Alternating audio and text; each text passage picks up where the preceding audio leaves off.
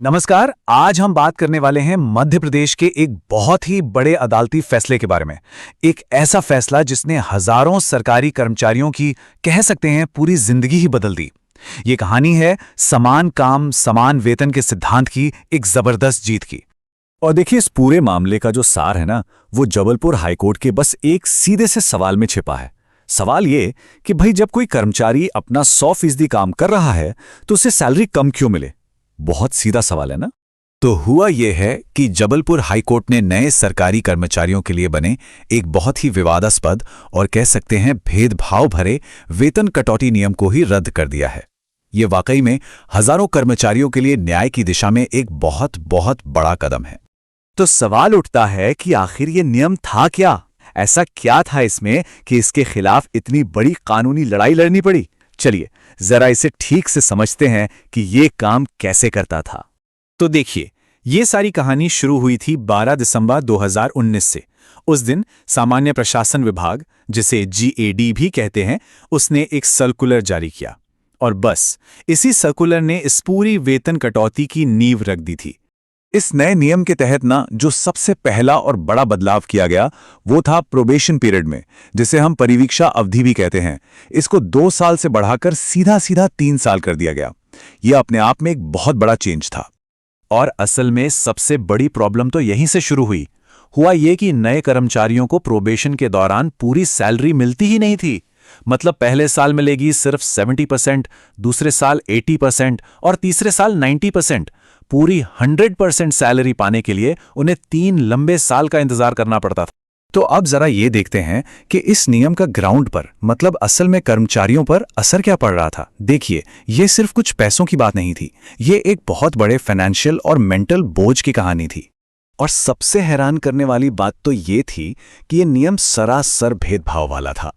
मतलब एक ही राज्य में MPPSC से जो अधिकारी भर्ती हो रहे थे, उन्हें पूरी सैलरी मिल रही थी, लेकिन जो कर्मचारी चयन मंडल यानी ESB से भर्ती हो रहे थे, उन्हें कम सैलरी दी जा रही थी। सोचिए, एक ही राज्य, एक ही सरकार, पर नियम दो। बस हाई कोर्ट ने इसी डबल स्टैंडर्ड वाली व्यवस्था को नैसर्गिक न्याय के खिलाफ माना। कोर्ट ने बिल्कुल साफ साफ कहा कि भाई, एक ही राज्य के अंदर आप नए कर्मचारियों के लिए 2 अलग अलग सैलरी के नियम नहीं रख सकते। ये पूरी तरह से गलत है और अन्याय है। और इस नियम की वजह से जो नुकसान हो रहा था ना, वो छोटा मोटा नहीं था। कर्मचारियों को उनके पद के हिसाब से करीब 1,70,000 रुपए से लेकर 4 लाख रुपए तक का सीधा सीधा फाइनेंशियल लॉस हो रहा था। जरा सोचिए, ये कितनी बड़ी रकम होती है किसी के लिए। तो इस पूरे अन्याय के खिलाफ कोर्ट ने एक बहुत ही क्लियर और दमदार फैसला सुनाया। तो चलिए अब देखते हैं कि अदालत ने अपने फैसले में आखिर कहा क्या। जस्टिस विवेक रूसिया और जस्टिस दीपक खोट की बेंच थी और उन्होंने समान काम के लिए समान वेतन के जो मूल सिद्धांत है उसे बरकरार रखा। उनका कहना बिल्कुल साफ था कि जब आप किसी से काम पूरा ले रहे हैं तो भाई वेतन भी तो पूरा ही मिलना चाहिए, है ना। तो कोर्ट के ऑर्डर में 3 मेन बातें थीं। पहली, वो जो 2019 वाला सर्कुलर था उसे पूरी तरह से कैंसिल कर दिया गया।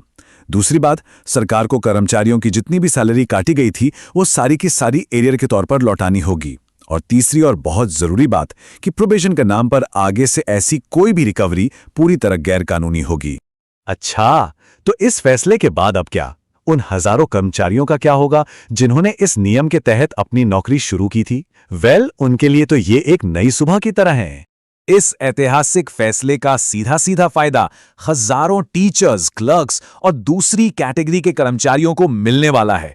अब उन्हें उनका पूरा हक मिलेगा, पूरा वेतन, बिना किसी भी कटौती के। तो अब सवाल है कि कर्मचारियों को बकाया पैसा मिलेगा कितना। तो देखिए, एक अनुमान के मुताबिक जो 4th क्लास कर्मचारी हैं उन्हें करीब 1,74,000 रुपए वापस मिलेंगे।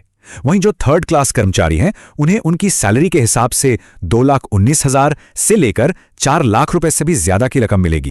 आखिर में यह समझना बहुत जरूरी है कि यह फैसला सिर्फ पैसों का नहीं है, इसका महत्व इससे कहीं ज्यादा गहरा है। यह एक ऐसा फैसला है जो आगे चलकर सरकारी भर्तियों के पूरे प्रोसेस पर असर डालेगा। तो कह सकते हैं कि यह फैसला 2 फ्रंट पर एक बहुत बड़ी जीत है। एक तरफ तो यह कर्मचारियों को फाइनेंशियल सिक्योरिटी देता है और दूसरी तरफ यह सरकारी सिस्टम में फेयरनेस और इक्वालिटी के सिद्धांत को और भी मजबूत करता है। और यह पूरा मामला हमें एक बड़े सवाल के साथ छोड़ जाता है कि क्या मध्य प्रदेश हाईकोर्ट का यह फैसला देश के दूसरे हिस्सों में भी सरकारी भर्तियों में समानता लाने के लिए एक मिसाल बन पाएगा? वेल, इसका जवाब तो आने वाला वक्त ही देगा।